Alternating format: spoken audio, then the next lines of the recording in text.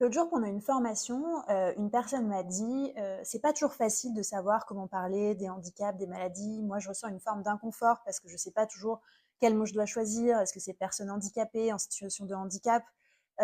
Et donc elle savait pas trop comment s'y prendre.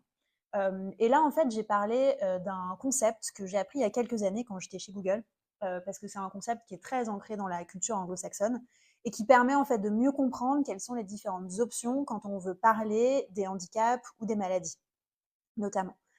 Et en fait, c'est la distinction entre le langage centré sur la personne, en anglais on dit person first language, et le langage centré sur l'identité ou identity first language.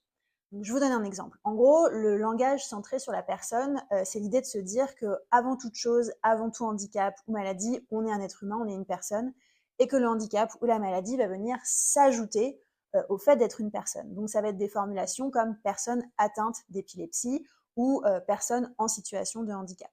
En anglais, il y a un acronyme qu'on utilise pas mal qui est PWD pour People with a Disability, donc des gens avec un handicap. Donc tu vois bien que là, on rajoute, donc le handicap vient s'ajouter à qui est la personne. À l'opposé, tu as une autre manière de faire qui est donc le langage centré sur l'identité, où là, on va considérer qu'en fait, le handicap, par exemple, et c'est beaucoup le cas pour les handicaps liés à la parole, comme la surdité, par exemple, ou les déficiences visuelles aussi, là, le handicap fait partie intégrante de l'identité de la personne. On ne peut pas les séparer. Donc là, ça va être des gens qui vont décider de dire je ne suis pas une personne sur le spectre de l'autisme, mais je suis autiste, je suis une autiste, ou je suis une personne autiste. Et en fait, ce qui est intéressant, c'est qu'il n'y a pas forcément une bonne et une mauvaise manière de dire en réalité. Même si en général, en première intention, on va plutôt recommander d'utiliser le langage centré sur la personne, c'est le plus consensuel. Mais en fait, c'est avant tout aux personnes concernées de dire ce qu'elles préfèrent pour leur propre handicap ou leur propre maladie, parce que c'est leur rapport qui est très personnel à qui elles sont.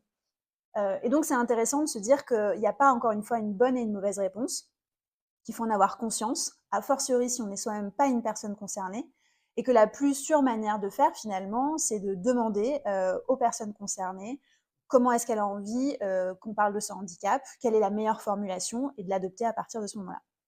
Du coup, je suis curieuse de savoir si vous, vous avez un handicap ou une maladie, quelle approche vous préférez? Est-ce que c'est plutôt langage centré sur la personne ou langage centré sur l'identité?